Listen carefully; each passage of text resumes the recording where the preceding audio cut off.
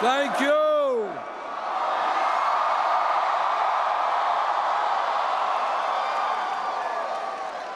It looks like Penn State is ready for a political revolution.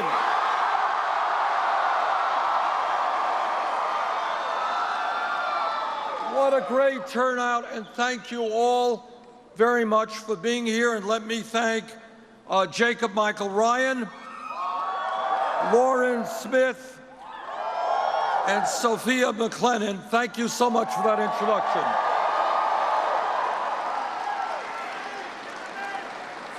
Now, I don't want you to tell anybody this, so keep it. But Secretary Clinton is getting a little bit nervous.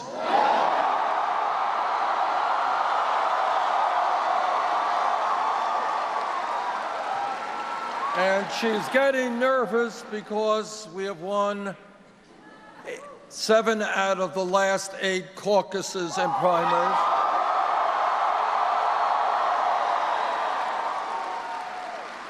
She's getting nervous because when we began this campaign, we were 60 points behind, and in the last couple of weeks, a few national polls have actually had us in the lead.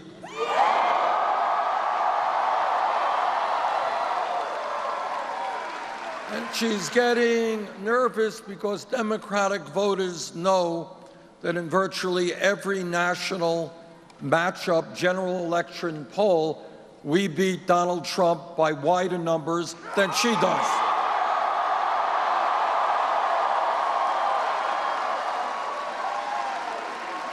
And the American people are catching on that if we are going to prevent Trump or some other Republican from occupying the White House, which would be a disaster for our country, we have got the campaign to make sure that that does not happen.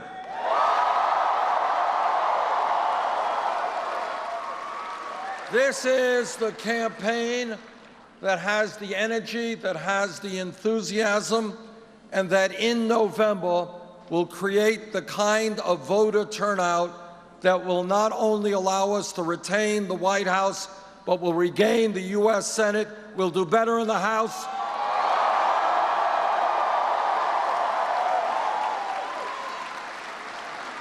Now, as many of you know, there is, as we speak, right this moment, there is a Democratic primary taking place in New York State. Now, the polls don't close there until 9 p.m., so we don't know who is going to be winning or losing. But you know what? We're going to do a lot better, I think, than people thought we would.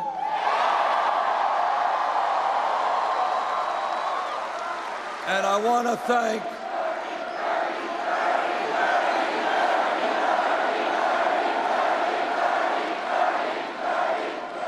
to thank all of the people in New York for the support that they are giving us today. But I do want to say something. One of the themes of this campaign in Pennsylvania and every state that we have been to is the need to reinvigorate American democracy.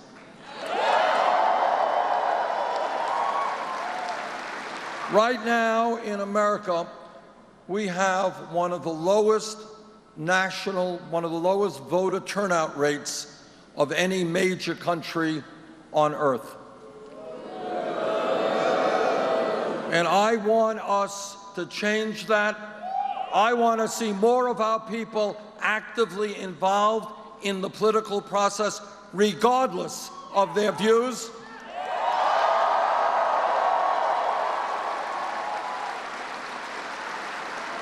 And in that regard, I would hope that in future primary elections in New York State, the officials there make some fundamental changes about how they do business. Today in New York State, if you can believe this, in New York State today, about 27% of the eligible voters in that state are unable to participate in the Democratic or Republican primaries because they have chosen to list themselves as independents. That's wrong. Almost 3 million people in that state cannot vote today, and that has got to change in future elections.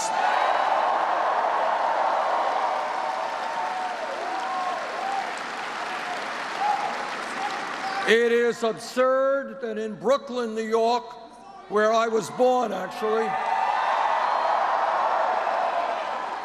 tens of thousands of people, as I understand it, have been purged from the voting rolls. It's a little bit crazy that in upstate New York, they opened the polls at 12 noon. What happens to people who get up early in the morning and have to go to work? And yet, despite all of that, despite the fact that Secretary Clinton has won elections there twice for the U.S. Senate, despite the fact that she beat then-Senator Obama in 2008 in the primary there by 17 points, despite the fact that virtually the entire New York political Democratic establishment is standing with her, you know what? We're going to do just fine tonight in New York.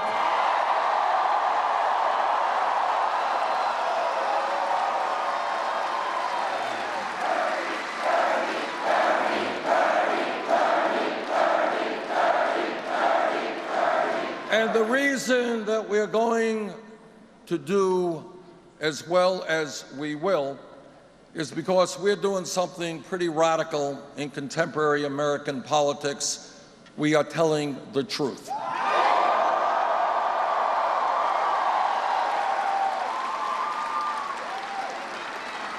And the truth is, and people understand it, whether you're conservative, progressive, or moderate, is we have a corrupt campaign finance system which is undermining American democracy.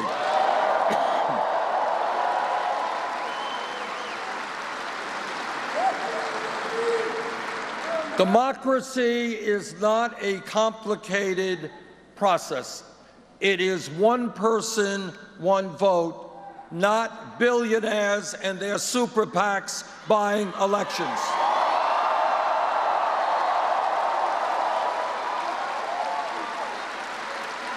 And when I talk about revitalizing American democracy, what it means is that if any of you are interested in running for office, no matter what your view may be, I want you to be able to stand up, fight for your points of view, and run for office without having to beg wealthy people for campaign contributions.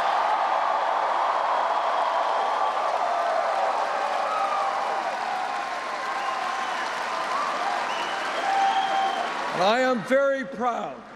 You know, when we talk about a political revolution and transforming America, we are already accomplishing that in terms of the way that our campaign is raising money. We are virtually the only campaign that does not have a super PAC.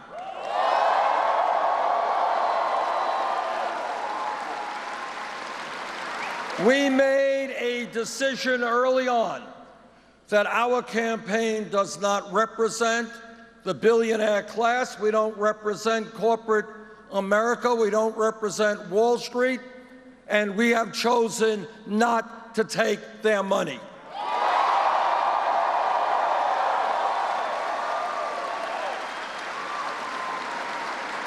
Instead, what we have done is something unprecedented in the history of this country. What we have done is reach out to the middle class and working families. And what we have said is, look, if you want a candidate who is prepared to stand up to the 1% who have so much impact over our economy and our political life, support us. We need your help. And unbelievably, and in a million years, I never would have predicted that this could happen. In the last 11+ months, we have received some 7 million individual campaign contributions.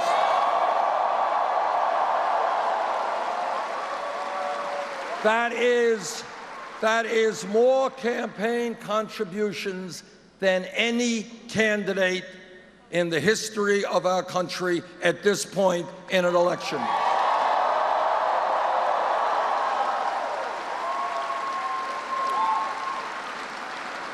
And what we have shown uniquely is that we can run a winning national campaign without being dependent on the big money interests.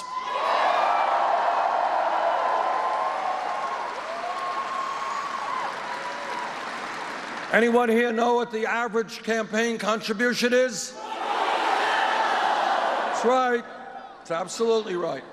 $27. That's pretty good.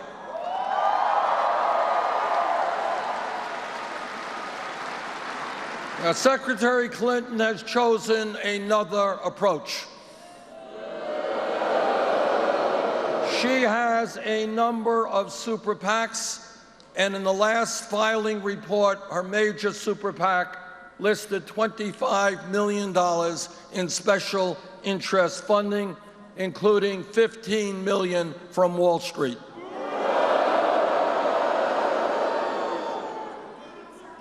Now, in addition to that, as some of you may know, Secretary Clinton has given speeches behind closed doors to Wall Street firms for $225,000 a speech. Now, what I have said is if you're going to get paid $225,000 for a speech, must be a pretty good speech. Must be an earth-shattering speech. Must be a speech which sheds brand new light on the global crises that we face. Must be a speech written in Shakespearean prose.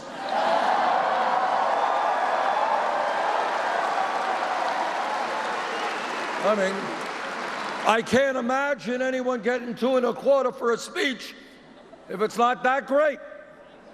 So I think if that speech is as great as it must be a good idea for the Secretary to release the transcript of that speech to all of us.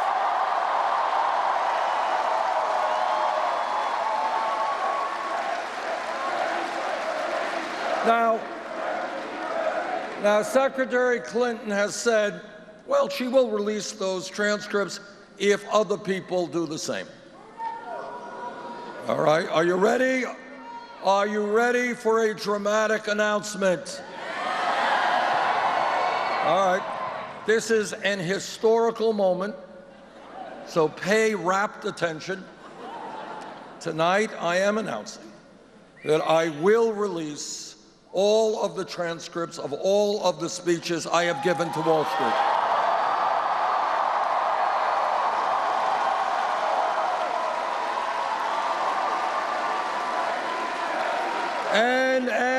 And because I believe in transparency on this matter, I am going to make all of those transcripts available to you right now. Are you ready?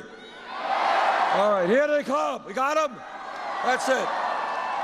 No speeches, no transcripts, not for $225,000, not for $2.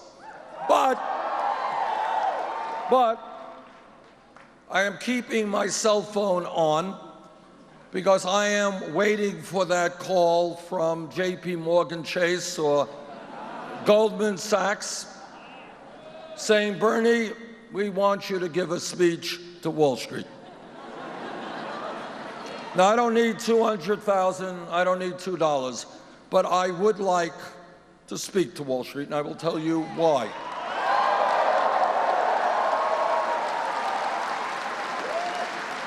Because it is important for somebody to tell Wall Street that their greed, their recklessness, and their illegal behavior seriously hurt the lives of millions of our fellow Americans.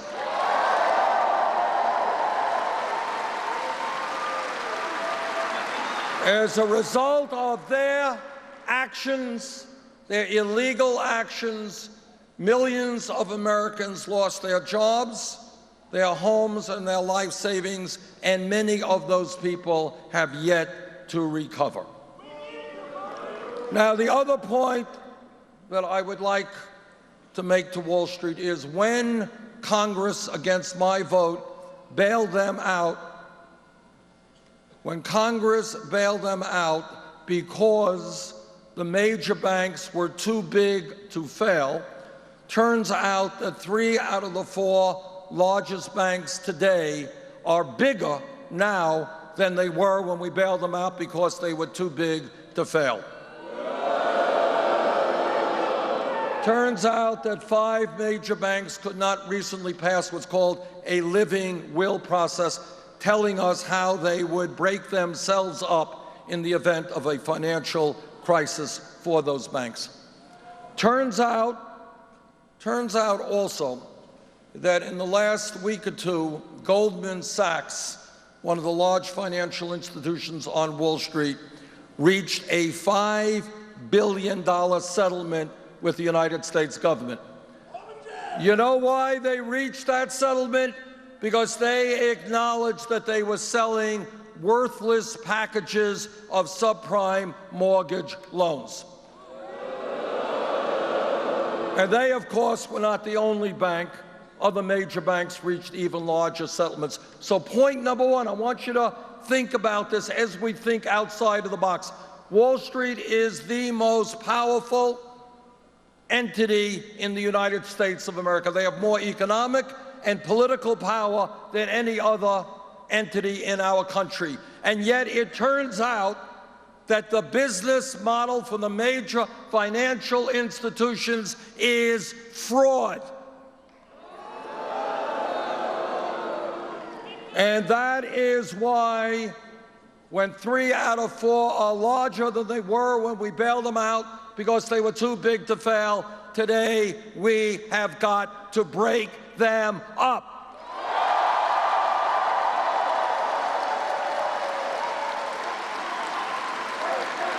And here is another point that gets the American people very cynical and very angry. Some kid in Pennsylvania today gets picked up for possessing marijuana. That kid will have a criminal record for his entire life.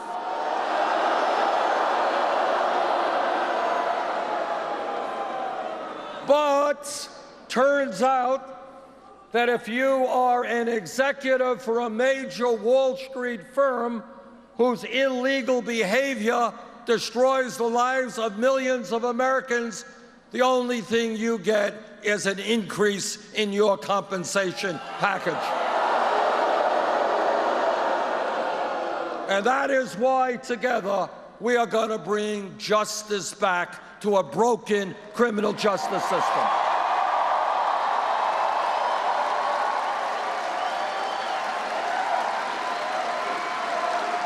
Now, I don't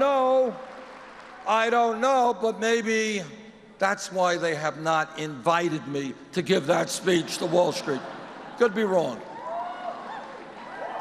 This campaign is doing as well as it is because we understand that not only do we have a corrupt campaign finance system, we have a rigged economy. And let me tell you what you're not going to see on television very often or read in the papers. And that is, in America today, we have more income and wealth inequality than almost any major country on earth, and it is worse today than at any time since 1928. Now, I want you to think about it, because this campaign is about thinking outside of the box. It is about not accepting the status quo because it is the status quo. It is about challenging the status quo.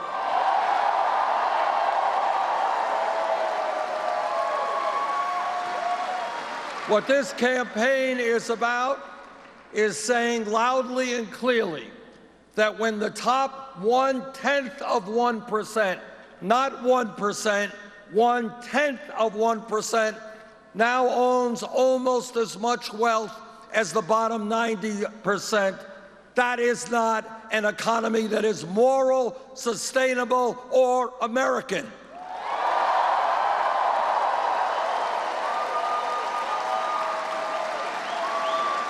America should not be a nation in which the 20 wealthiest people, 20 people, have more wealth than the bottom 50% of our people, 150 million Americans. And let me explain what a rigged economy is about, because it's not just grotesque levels of income and wealth inequality. Today, the wealthiest family in America is the Walton family, who owns Walmart. Now, you're not going to see this on TV, but the fact is that Walmart is the largest private sector employer in this country, and the wages they pay their workers are so low that many of their employees are forced to go on food stamps or Medicaid. Who pays for those food stamps and Medicaid for Walmart employees? You do. That's what a rigged economy is about. You are subsidizing the wealthiest family in America. That is absurd. So I say to the Walton family, get off of welfare, start paying your employees a living wage.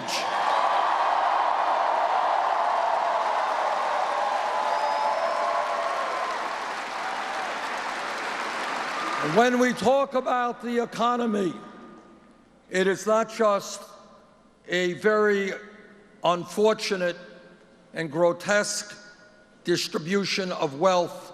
It has everything to do with income. Now, for the young people here, let me tell you something. You probably won't believe it, but Google it after you leave. Not now. Wait a few minutes. Check this one out.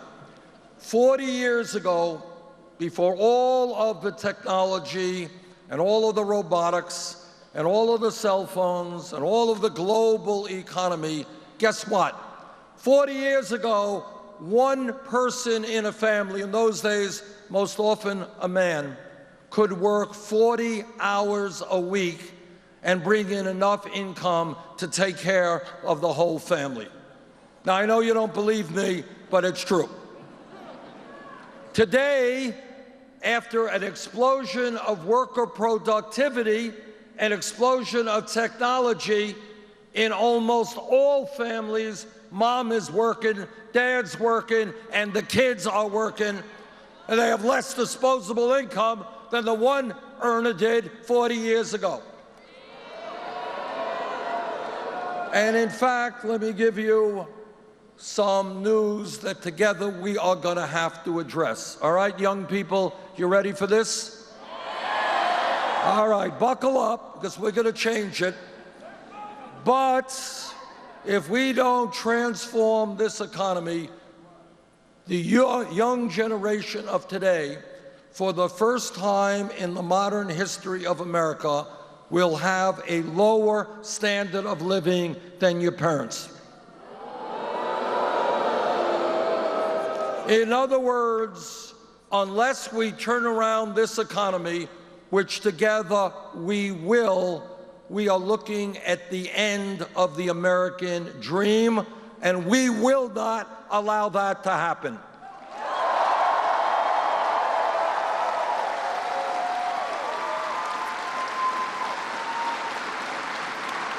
My family never had any money. Never had any money. But my father worked hard, my mom worked hard, and the expectation was that their children would do better than they. And that is what the American dream has been around for tens of millions of American families. But right now, unless we transform our economy, your generation will not do better than your parents, and that is why we will transform this economy.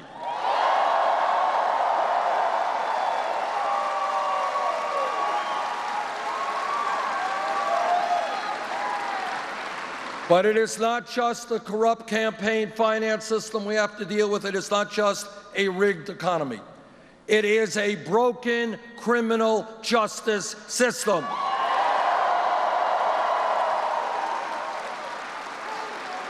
I hope all of you know that in America today, we have more people in jail than any other country on earth.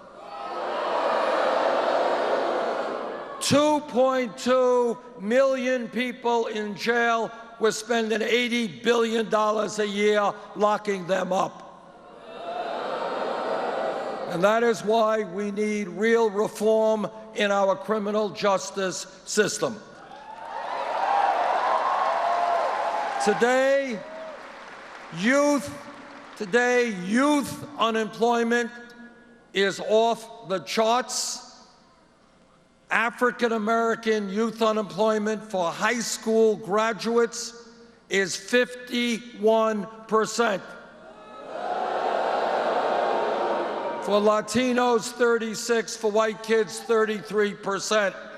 Our job is to make certain that for our young people, we're going to invest in jobs and education, not jails and incarceration.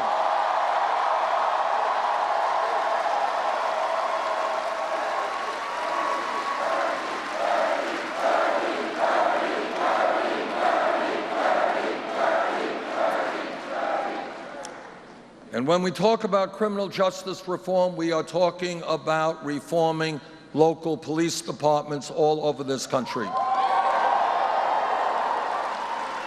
I was a mayor in Burlington, Vermont for 8 years. I worked with the police there, and I've worked with the police all over this country. Vast majority of police officers are honest, hardworking, and have a very difficult job to do.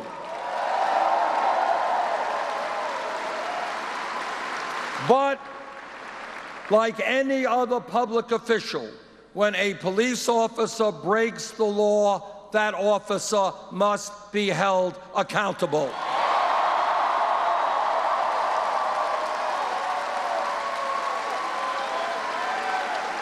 We need to demilitarize local police departments. They should not be looking like occupying armies. We need to make police departments reflect the diversity of the communities they serve.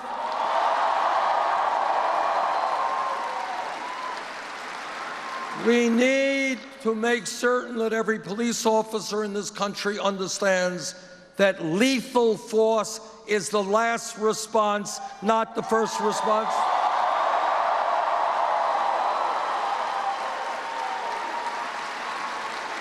We need to end corporate ownership of prisons and detention centers.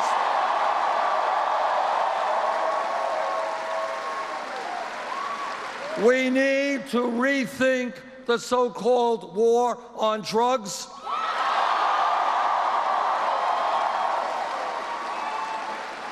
In the last 30 years, millions of Americans have received police records as a result of possession of marijuana. And many lives have been destroyed as a result, and this becomes a racial issue because it turns out that the black community and the white community do marijuana at about equal rates, but blacks are 4 times more likely to be arrested.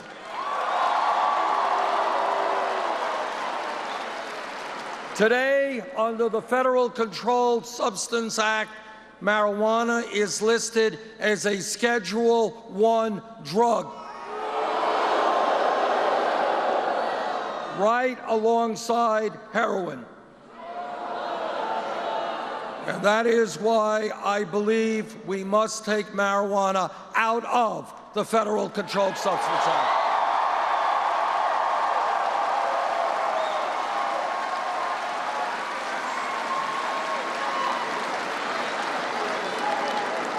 Now, in my state of Vermont and all across this country today, we face a very serious crisis in terms of opiate addiction and heroin addiction, and every single day people are dying of drug overdoses. In my view, if we are going to be successful in addressing this issue, we need to understand that substance abuse and addiction is a health issue, not a criminal issue.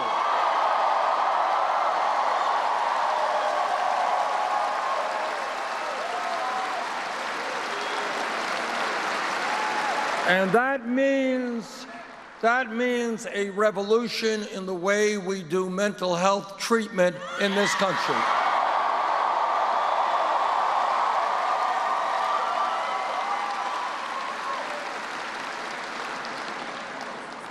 And what that means is we have got to make mental health treatment available to people when they need it, not 6 months from now.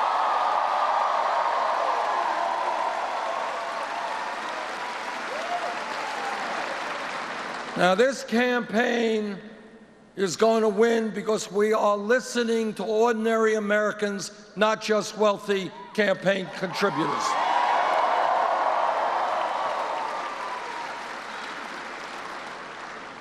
And what working people are telling me from one end of this country to the other is they can't make it on $8 or $9 an hour.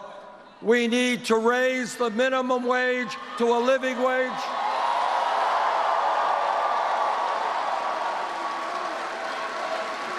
And that living wage is $15 an hour.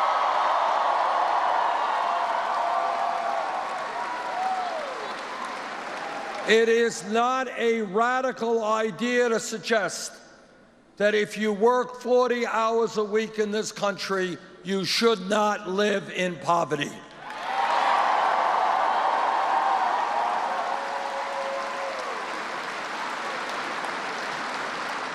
A great nation is judged not by how many millionaires and billionaires it has, not by how many nuclear weapons it has, but by how it treats the weakest and most vulnerable amongst us.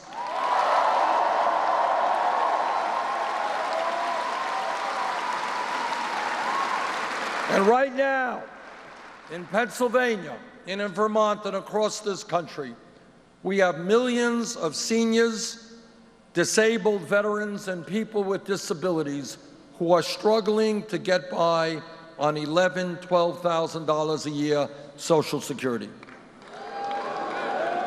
And you know what? You can't get by on $11,000, $12,000 a year Social Security. Now, Republicans, their response to this crisis in many respects is to say, okay, let's cut Social Security.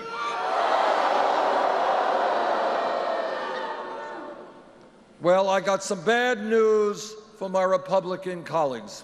We're not going to cut Social Security. We're going to expand Social Security benefits.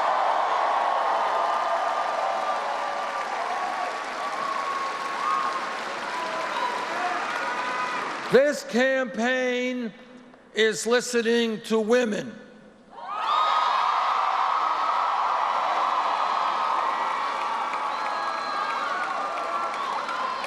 And women are telling me they are sick and tired of going to work and finding out they're making 79 cents on the dollar compared to men.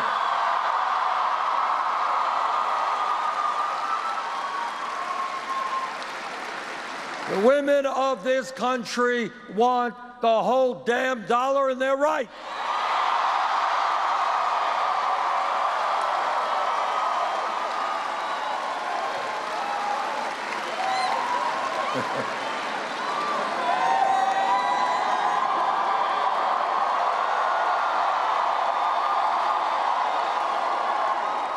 And I know that every man in this arena will stand with the women in the fight for pay equity.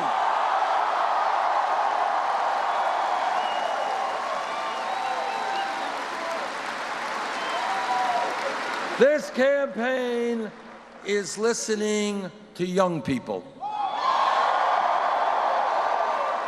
You know, when we began this campaign, the kind of punditry analysis was, well, young people, you know, they're not interested in government, they're not interested in politics, they're too busy with their video games or whatever else they do.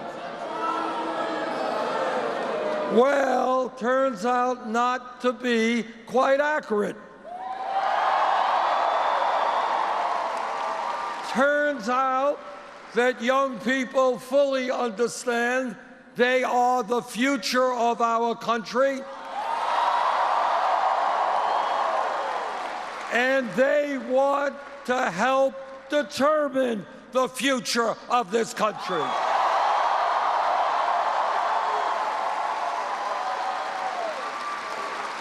And wherever I go, young people ask me, they say, listen, our parents told us, go out and get a good education. Our teacher said, get all the education that you can. The whole community said, we are living in a competitive global economy. We need the best educated workforce in the world. Go out and get that education.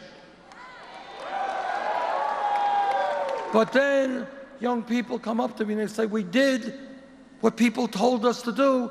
Now we are $30,000, $50,000, $70,000 in debt.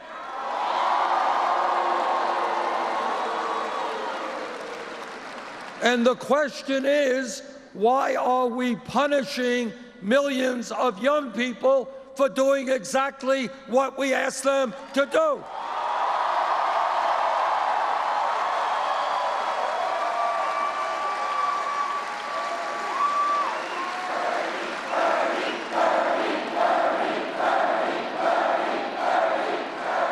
We should be rewarding people for getting an education, not punishing them.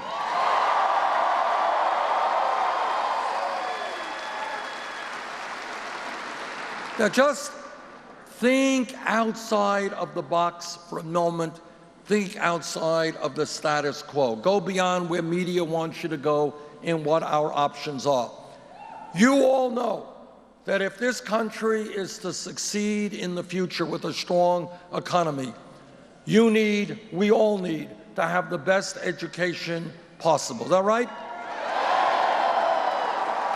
Education is inherent in who we are as human beings. We should be educating ourselves to the day we die.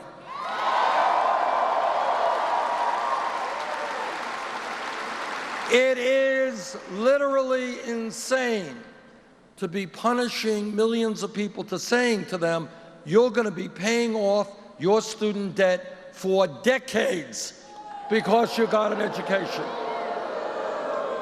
Woman in my own state of Vermont, her dream was to go to medical school. She did. $300,000 in debt. We desperately need more dentists in this country. Woman, Iowa graduates dental school, $400,000 in debt. Talk to a guy in Nevada, 55 years of age. He's been paying off his student debt for 25 years. He's more in debt today than he was when he took out the damn debt.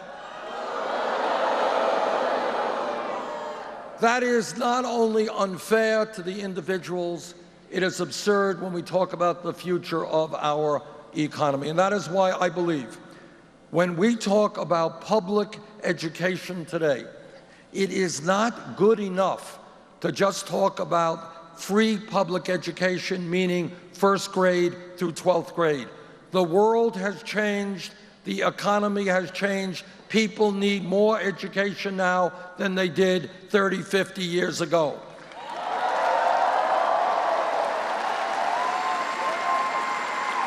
And that is why, when we think about public education today, we have got to be thinking about making public colleges and universities tuition free.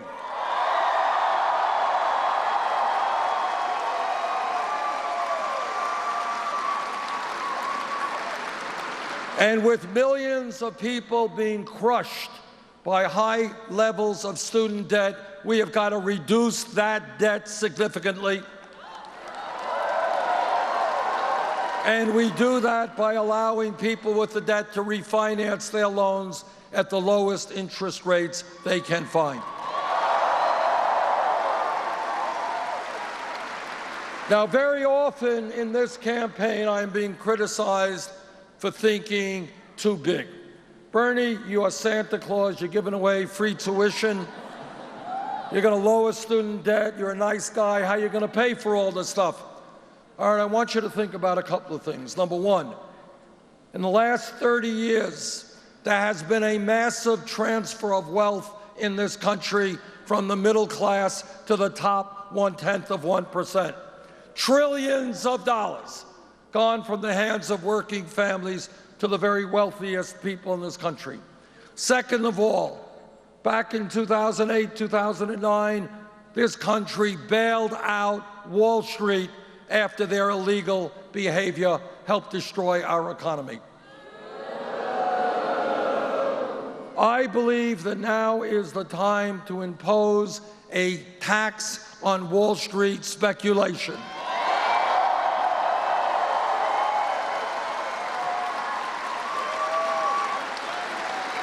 If we could bail out Wall Street, now it is Wall Street's time to help the middle class. And if we do that, we're going to bring in more than enough money to make public college and universities tuition-free and lower student debt.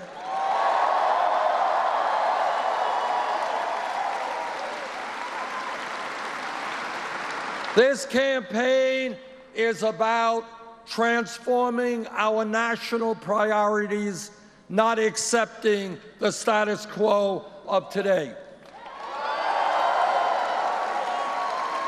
This campaign is listening to the African American community.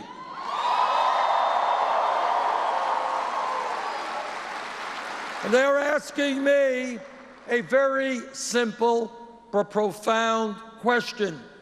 Bernie, they ask, how does it happen that we have trillions of dollars to spend on a war in Iraq that we never should have gotten into?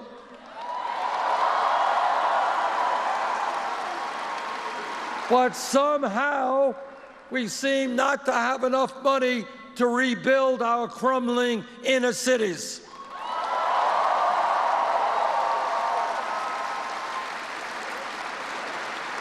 And they are absolutely right. I have been to Flint, Michigan. And what I saw in Flint, Michigan was unspeakable, in that children were being poisoned by lead in the water, which is impacting their cognitive capabilities. But it's not just Flint. I was in Detroit, Michigan. Their school system is crumbling as we stand here tonight. All over this country, in inner city America, rents are unaffordable, unemployment rates off the charts, too many people being arrested and sent to jail. We have got to invest in inner cities in this country and rebuild our infrastructure.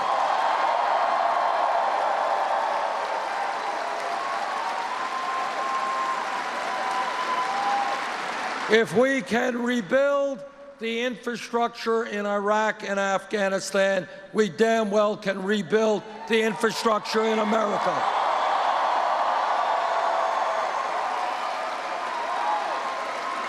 And by the way, when we rebuild our inner cities, when we rebuild our roads and our bridges and our water systems and our wastewater plants and our rail system and our airports, we make America safer, stronger, and we create 13 million decent-paying jobs.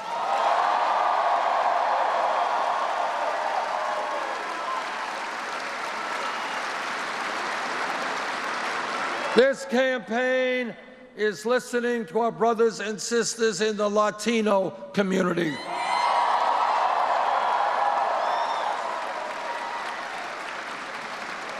Today, we've got 11 million undocumented people in this country, and many of them are being exploited every day because when you don't have a legal right, your employer could do anything he wants to you. And that is why, together, we are going to pass comprehensive immigration reform and a path towards citizenship.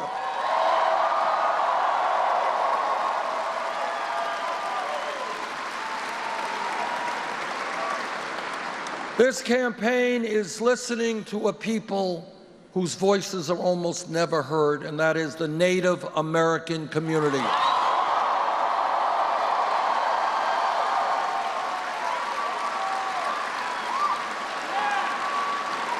From before this country became a country, when the first settlers came here, the Native American people were lied to, they were cheated, and treaties negotiated were broken. We as a people owe the Native American community more than we can ever repay.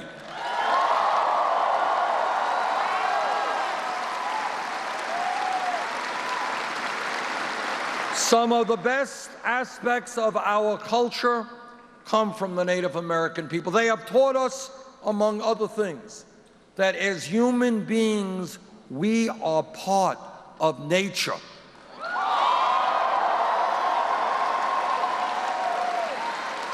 That we have got to live with nature, not destroy nature.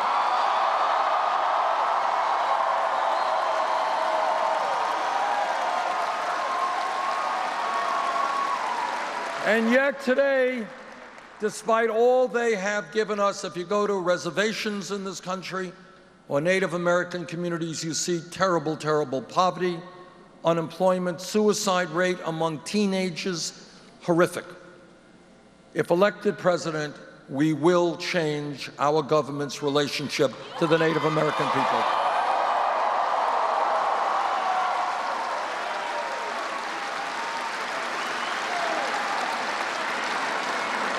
I am a member of the U.S. Senate Committee on the Environment, and in that respect, I have met with scientists all over our country, scientists all over the world, and here is the simple truth. Climate change is real.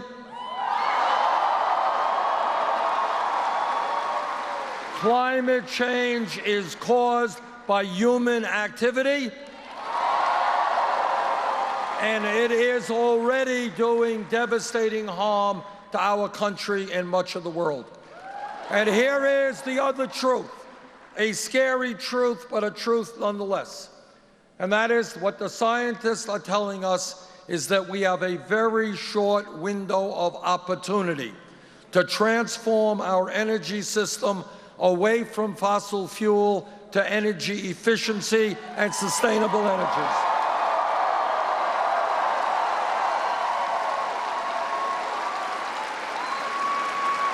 And in my view, we have a moral responsibility to make certain that the planet we leave our kids and future generations is a planet that is healthy and habitable.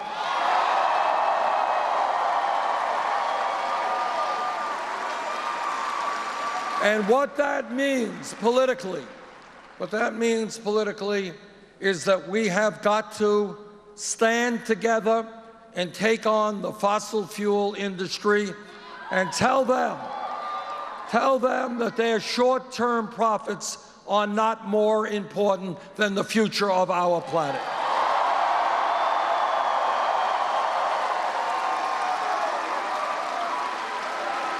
And by the way, if we are prepared to think big and think of a clean, sustainable energy system where our homes and our buildings are energy efficient, where our transportation system is energy efficient, where we move aggressively to solar, wind, geothermal, and other sustainable technologies, we can create millions of good-paying green jobs as we make that transformation.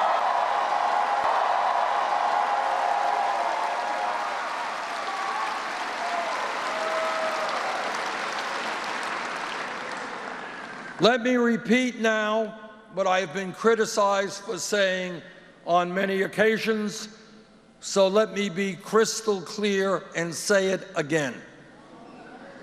And that is, it is my view that health care is a right of all people, not a privilege.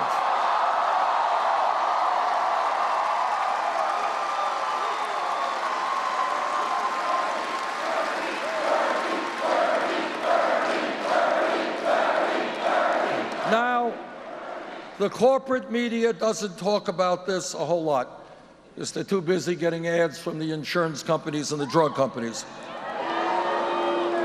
So let me tell you what you may not see on TV, and that is we are the only major country on earth that does not guarantee health care to all people as a right. They do it in the UK, they do it in France, Germany, Scandinavia, Holland. I live 50 miles away from the Canadian border. They do it in Canada. Now, right now, as a result of the gains of the Affordable Care Act, we have made some progress. We got 17 million Americans who now have health insurance who previously did not. We've done away with pre-existing conditions. Many young people are now able to be on their parents' insurance plans. All of that is good, but it is not good enough. Today, 29 million people have no health insurance. Even more, including many here tonight, are underinsured with high deductibles and co-payments. And every person here is getting ripped off by the drug companies who charge us the highest prices in the world for medicine.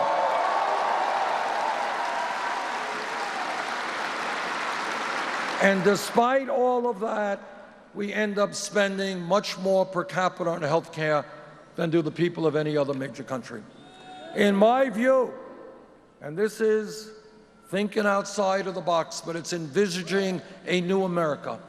In my view, we need to pass a Medicare for all single-payer program.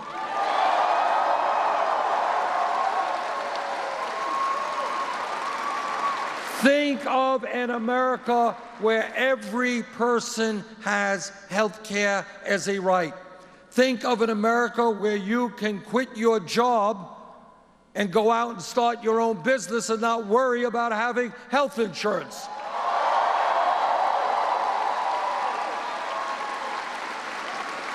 And if you're a small business person, you don't have to worry about how you're going to provide health insurance to your employees because they will already have health insurance.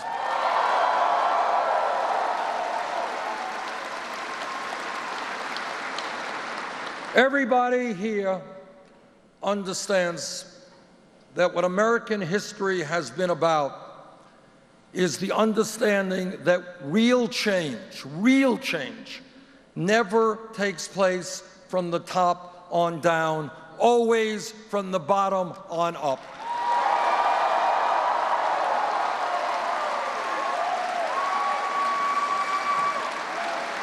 That is the history of America. Think back, 100+ years ago, workers in this country forced to work 7 days a week, 12 hours a day, children working in factories.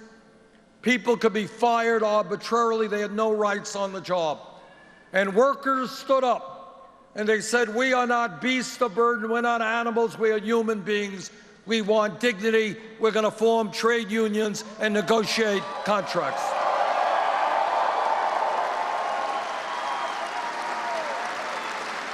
Think back several hundred years ago.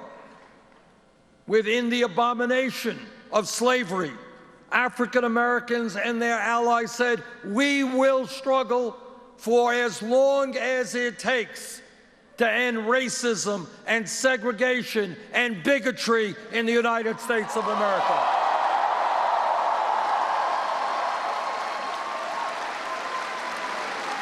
And millions of people stood up to fight for an America not based on racism.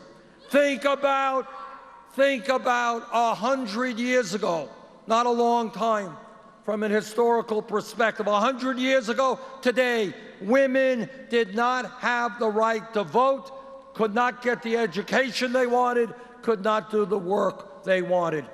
But women stood up.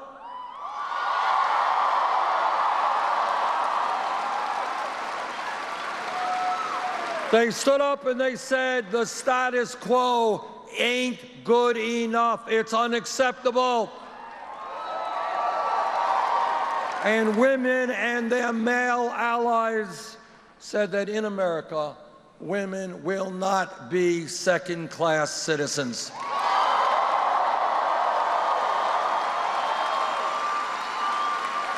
And on it goes. That's how change takes place. Think about this.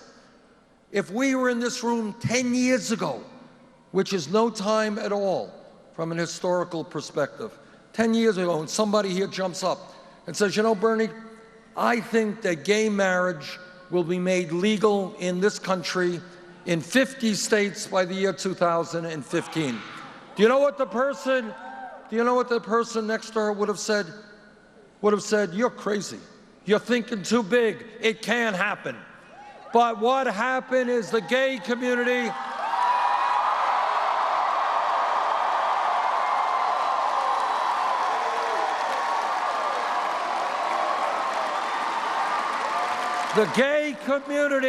and their straight allies, they stood up and they made the claim that became impossible to argue against, and that is that people have a right to love each other regardless of their gender.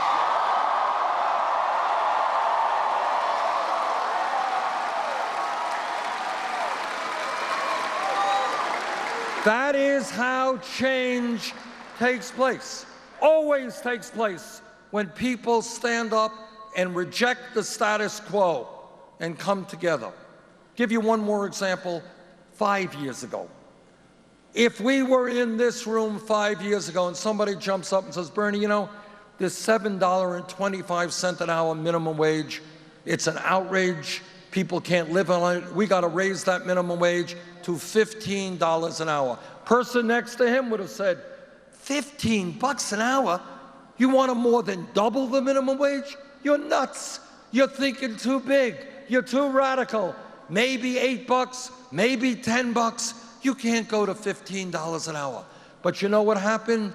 Workers in the fast food industry, in McDonald's and Burger King and Wendy's, they went out on strike.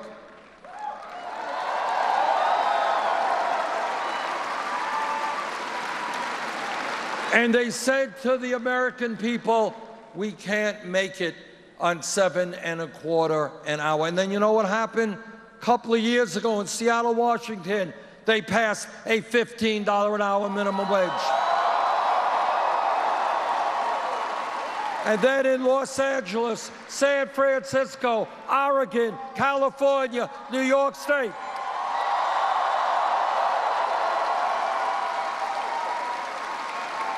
Here is my point. The major crisis we face are not the crises themselves. It is the belief told us every single day by the establishment, by the media, by Congress, you can't make change. This is the status quo, this is the way it is, and this is the way it always will be. Doesn't matter what you believe. And that is what this campaign is challenging.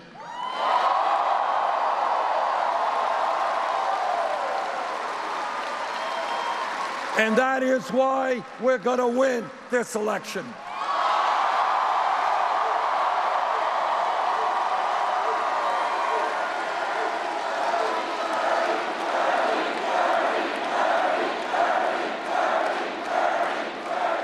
Because change takes place when people look around them and say, whoa, what is going on? This is just not acceptable. And that is what's happening in America today. People all over this country are beginning to see that the grotesque level of income and wealth inequality, where almost all new income and wealth is going to the top 1%, unacceptable. People are beginning to see that it is absurd that we are the only major country on earth not to provide paid family and medical leave. People are asking, how come every other major country on earth can somehow provide health care to all of their people, but we can't do it? Unacceptable. People are asking, how does it happen? Why does it happen that our infrastructure continues to crumble? Why does it happen that we have the highest rate of childhood poverty of almost any major country on earth? Why do we have a corrupt campaign finance system that allows billionaires to buy election? Why do we have more people in jail than any other country on earth? Why are kids graduating school $30,000, $50,000 in debt? Those are the questions that people are beginning to ask.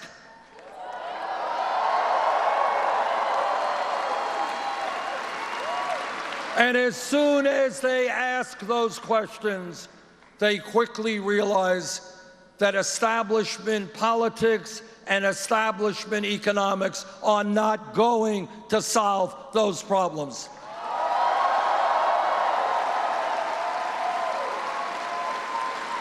I am the only candidate for president to tell you a simple truth, and that is that no president, not Bernie Sanders or anybody else, can solve these crises alone.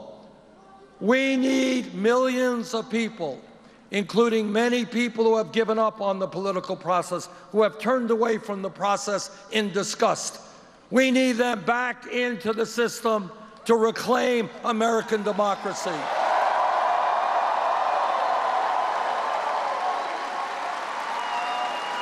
We need young people.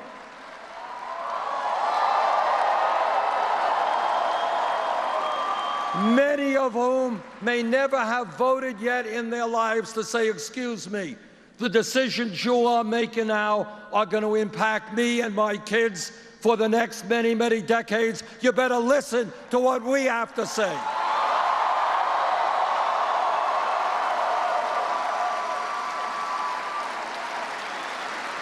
So what this political revolution is about is the understanding is that no president, not Bernie Sanders or anybody else, can do it alone. The only way we go forward and rebuild America and create the economy that works for all of us, the environment that works for all of us, is when millions of people stand up and say loudly and clearly, enough is enough.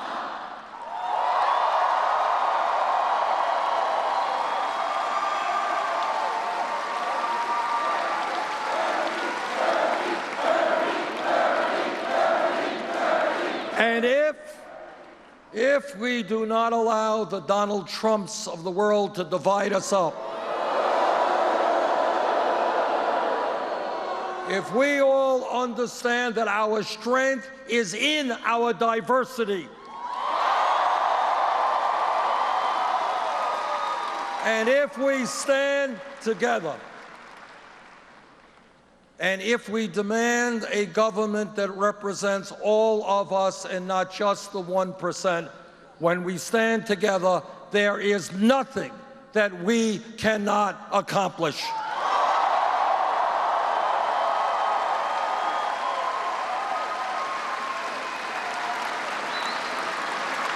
Next Tuesday, here in Pennsylvania, there will be an enormously important Democratic primary.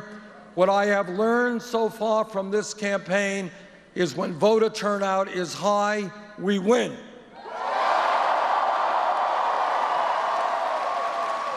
When voter turnout is low, we lose. So next Tuesday, let us have the highest voter turnout in Pennsylvania history.